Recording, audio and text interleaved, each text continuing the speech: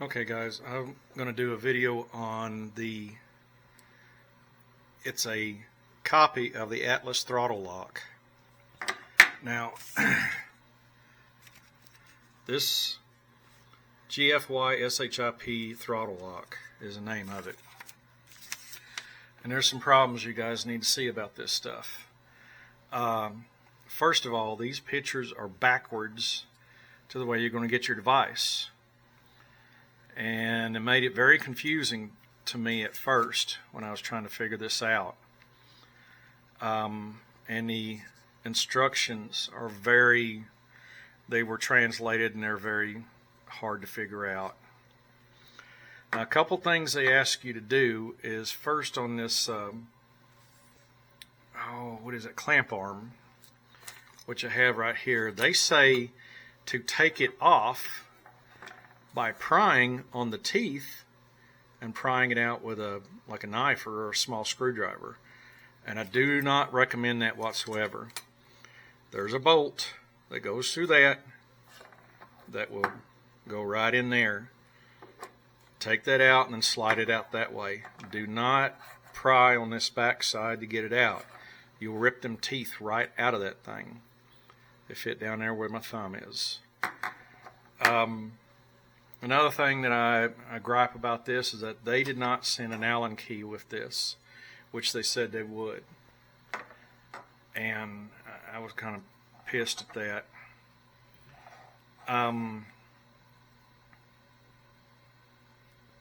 There's two ways this will install. Now pay attention to where that little cutout section is, because that'll be important. This one's supposed to install this way up. Now they also will mount this way, but there's, like I said, there's two versions. One that goes up like this and one that's on top like this. Now you guys are wondering about the red and the green. The red, I took a marker and I marked that up, and this green is from a paint stick. And you can get these over at Wally World or wherever. Now this one, you notice that there's no thread lock on the screw. Now I'm going to use this one. This is the kind that you get from those companies that sell nuts and bolts. And go there and they have the good chemicals. This one is Kimball and Midwest. And it's gel. And it works really good. And it comes out good, and it's got a little pumper top on it. I recommend it. A couple other things. Your strip right here is it's called a friction strip, and they'll give you a whole batch of these that are all different sized. Next to the bottom size is the one I use. The problem I get with this is, why do I have to cut so stinking much off to put that thing on? Why couldn't they cut it right in the first place? Now these teeth you see right here are what grabs on to your throttle tube. Your throttle tube is what this is mounted to, and the throttle tube is where this gets traction. This hangs on to your hand grip right here. Let me set this up right. It's going to stay with it. It's going to move with it. And this is how this system works. And when you push the green, this little lever kicks up, and that puts pressure on the body of that unit, and that's how you get it to stay in place. And that's why you got to measure them out, like they say in the instructions. But what you do is you go to your bike, put this on, and you put shims in there from that stack till you find one that fits right. It has a loose fitting, but then gains traction when you push that little lever.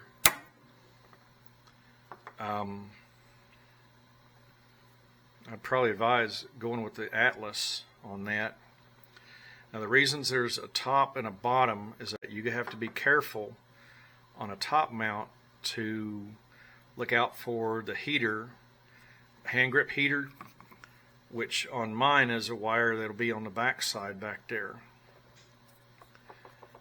And I'm going to have to loop it through that little zone where my finger is. Now these teeth right here where my finger is how you lock it in right there. When you put this together, you put this in, a little bit of throttle, thread lock, screw this in about a quarter of the way into there, and then you run these into them threads, and you'll see the gear right there, and you'll just start clamping it in. Use that clamp force on that. Remember, these teeth have to dig into your throttle tube but not go through it. And you see them teeth right there. That's what's on your going to grip on your throttle tube. And then you want to sit there and play with it and adjust it out. Sometimes maybe even torque it down a little bit to make sure it stays put. When you're rotating your throttle, it has to stay on your throttle. It'll move around. It'll move around like that. These instructions, like I said, were very badly translated, and that's what makes it hard. And the fact that these pictures are all backwards. But I actually ordered a bottom one, and this one came like this, a top side one, and I'm going to have to make it work. So I'll do another short video on the Concours guys, what they need to look out for when they put this throttle lock on their Concours. So that'll be it for now.